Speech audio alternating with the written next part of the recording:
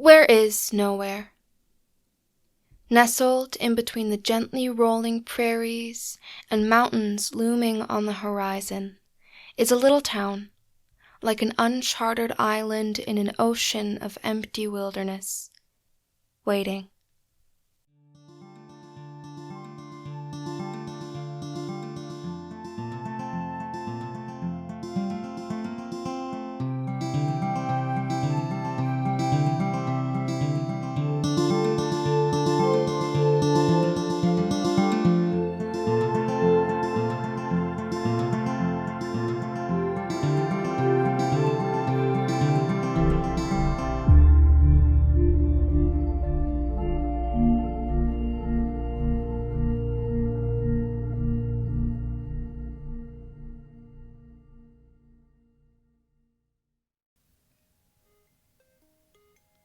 Welcome back, folks, to your favorite radio show.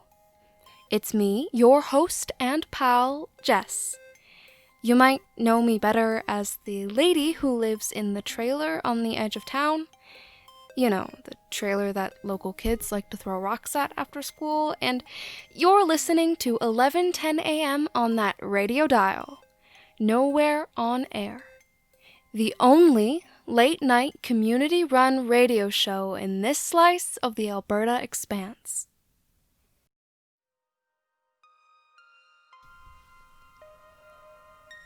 Before we get into today's stories, we have a few housekeeping announcements to make. Due to recent totally fine municipally enforced budget cuts that were announced at the last town meeting, we don't have the money to have any real popular music on air anymore. We'll still do our best to get as much late-night fun and news as we can and spice up the breaks in between. However, I'm sure the money's being put to good use, going towards things like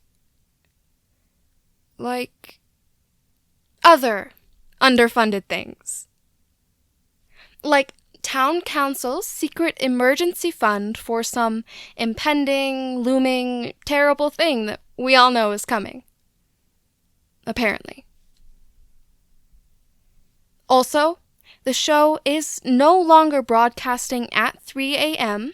at the repetitious request of a number of our older listeners, so as you may have noticed, we are now coming to you live at 8 p.m., which is certainly better for my sleep schedule, I must admit. But also, unfortunately, due to the aforementioned budget decrease, a town council choice which I am in no way upset about, today marks our intern / all-around super helpful employee Jordan's last day at the station. I want to thank Jordan on air for all her hard work and the blood, sweat, and tears she shed for the sake of community radio. Be proud of everything you accomplished, all the experience you gained, scars you earned, and secret knowledge learned that you can never share because no one will believe. We will miss you. And from the two of us left here at the station, please stay in touch. Now, Jordan, like the sweetheart she is, got me a little thank you gift, and it has been sitting here on my desk since I got here, but I promised I would wait until we were on air to open it, but, well, I'm excited. She insisted it wasn't much, and she found it at the thrift store in the basement of the Anglican church, but okay, let's open this.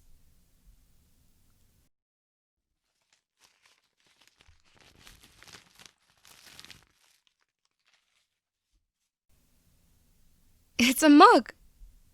My very own mug that I can drink coffee and rainwater out of, and it says, "World's Best Grandpa." This is the best gift I have ever been given. Jordan, I can see her in the booth and her cheeks are rosy with blood rush.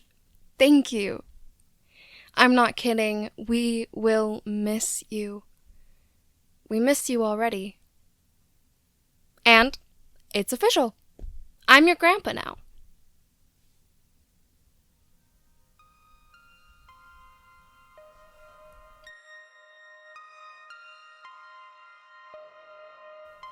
This week's first story. A dream I had last night and the sense of inevitability and dread it filled me with that I haven't been able to shake. I'm at a diner. Not Mountain View Diner, just a diner. Picture a diner and you're probably seeing it. Walls, floors, ceiling, windows, the works. I sit down in the booth, the last one in the far corner, and someone comes and sits across from me. It's me.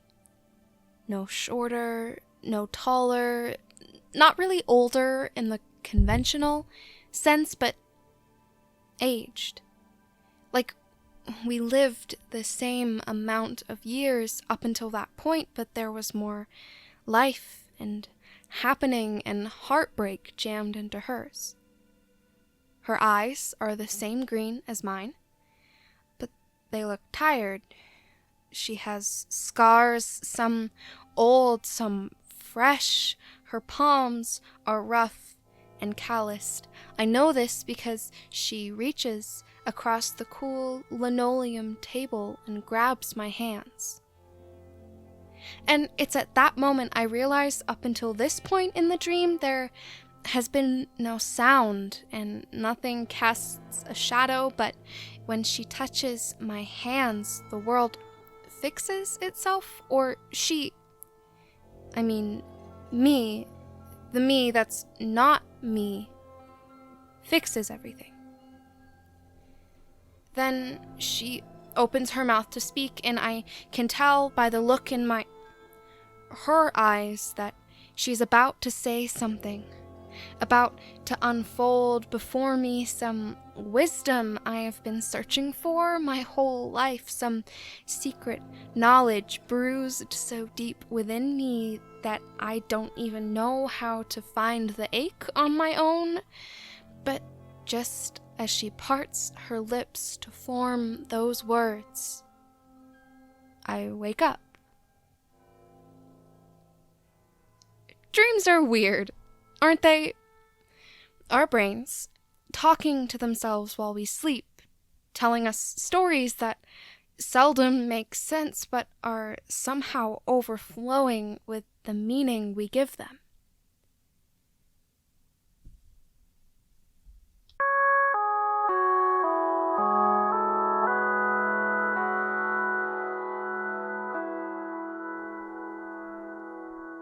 Now, the news. We've had a few reports of sightings of the town founder, Elmer Braden Jameson, tonight along Main Street, right through the middle of town at the second and last set of lights. If you come across him, be sure to pay him respect and wish him a happy birthday. 185 is a big deal, or so I'm told by my otherworldly friends. There have also been reports that the river was fuller than usual of memories today. And furthermore, weather forecast predictions say that this will continue for the rest of the week and on into next week. Weatherman Todd Stevenson attributes both of these reports to the fact that the town's 150th birthday is next week. Thursday, to be precise.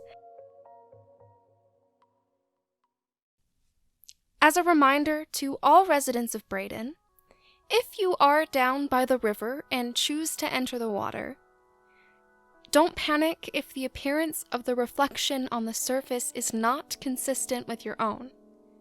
Simply wish the memory peace, move carefully to a new waiting spot, and under no circumstances give it your name.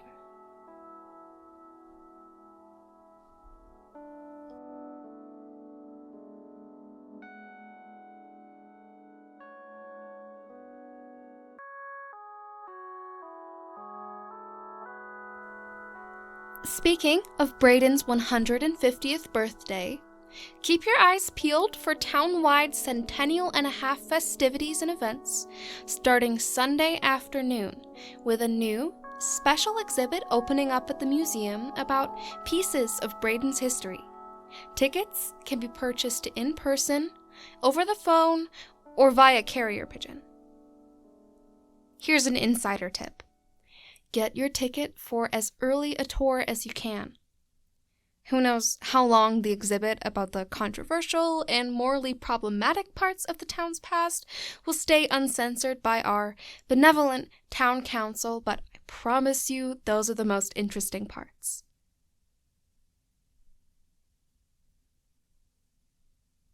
Now, a public service announcement.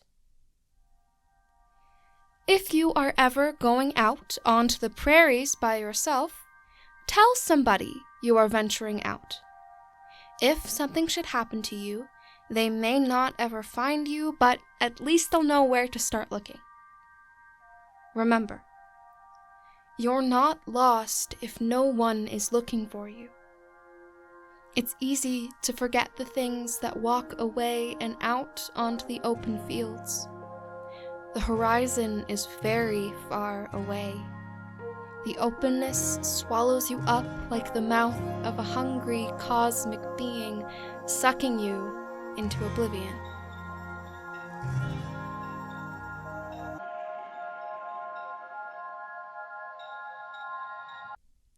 This concludes our public service announcement.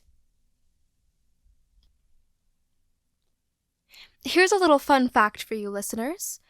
While Braden may have been founded 150 years ago, it didn't start existing in the conventional sense until about 60 years ago.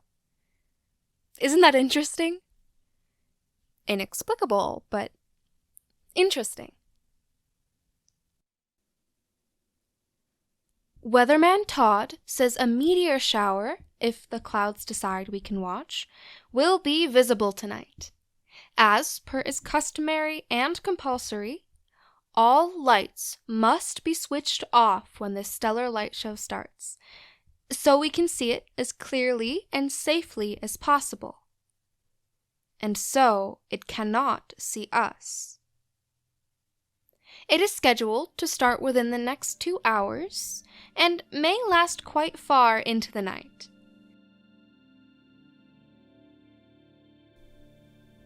In other news, our local RCMP office released a statement today saying the Dogman alert level was lowered from blood red danger to crimson high. I think this deserves a celebration, don't you? The Mountain View Diner certainly does, and is offering half off a cup of coffee and a slice of pie until Wednesday night. Congratulations, Braden. Those midnight howls in Old Man Wilbur's field seem to be working as an effective deterrent. Keep up the good work.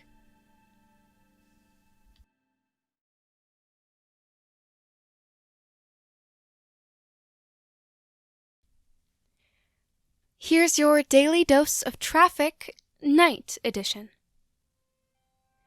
Be wary about welcoming hitchhikers into your vehicle, especially along Route 22 and Highway 3. People are seldom who they say they are, and, you never know where they've been. They could be dangerous, like a hitchhiking serial killer, or the vengeful spirit of someone killed by a hitchhiking serial killer, or one of Farmer Crawford's boys trying to skip town again. Ethan, if you're listening, please go on home.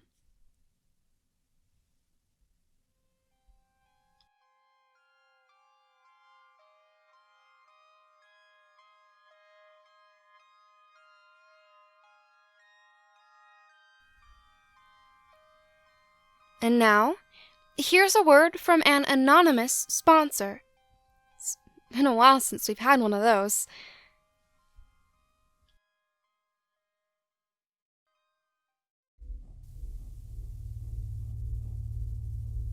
There is a meeting happening at the old abandoned steel corn set on the north edge of the county at 8:32 p.m. on Wednesday.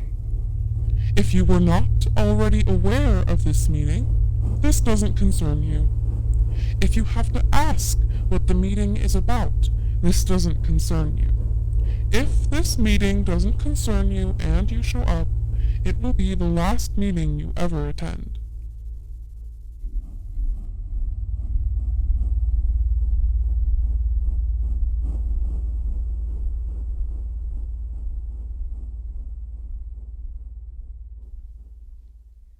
Folks, with the town's anniversary coming up, I've been thinking about, well, past-related things. Like history. The things that happened in the way back when. And how they leave their mark on the land and on us. Even a century later, our lives are shaped and impacted by the lives of people who lived so long ago. Their joys, their toils, their hopes, their dreams, their mistakes. Those that came before us will always be a part of us. That's a given. The things they did well, the things they didn't do so well, the things that happened to them, we carry it. Sometimes in ways we don't realize. Or our knowledge, our new insights and understanding can turn the history we carry with us into a burden. But it's a part of us. And what we choose to do with that part and our awareness is what counts. How we choose to carry what they left us. These next few weeks, we remember those that came before us. We remember what they did, even their mistakes. We would not be honoring them properly or ourselves if we did not remember their mistakes. Those many years ago, and even not so many years ago, made mistakes so we could do better. They were teaching us even without knowing they were or meaning to do it. We have been given the chance to be perpetually better than they were. Every year that passes is a chance to perpetually be kinder than they were. Just something I've been thinking about.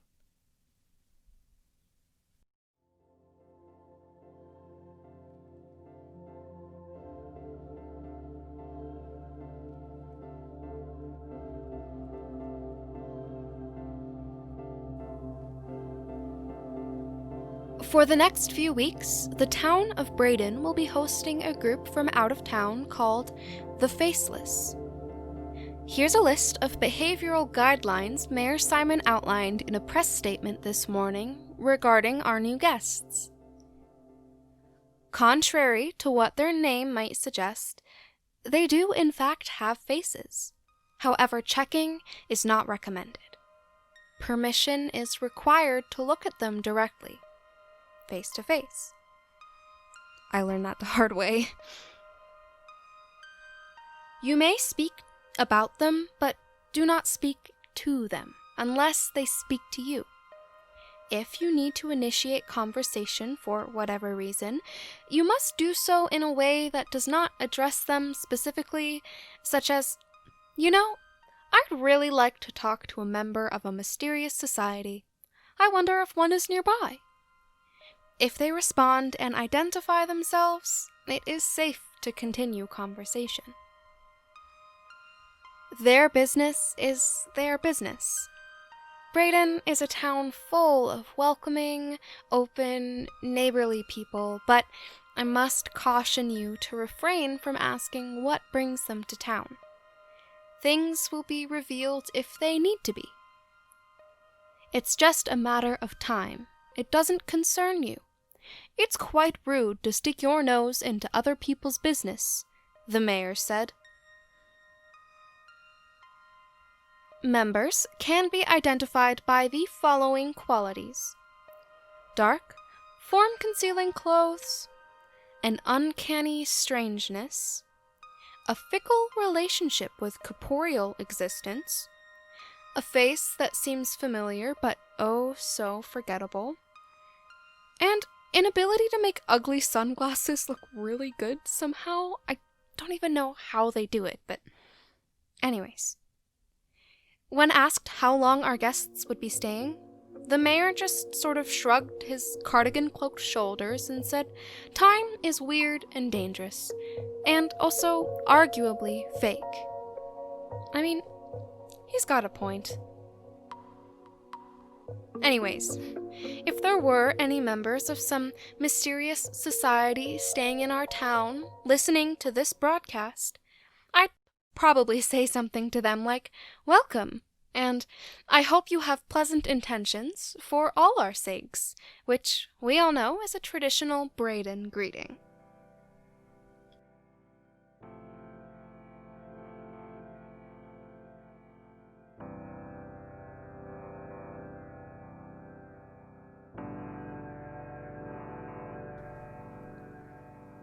The meteor shower has started, folks. I popped outside during the break and looked down into the dark void, my body held to the earth only by gravity and separated from that speckled abyss only by layers of invisible gas. It's beautiful. No matter how many shooting stars you've seen, something about them never grows old. Anyways, I could see the lights of the town all going dark like candles being snuffed out by a sudden wind. We'll be going dark here too in the next minute, but we'll still be able to send out some noise. One last cry into the dark to serenade you during this cosmic feat. Thanks for tuning in.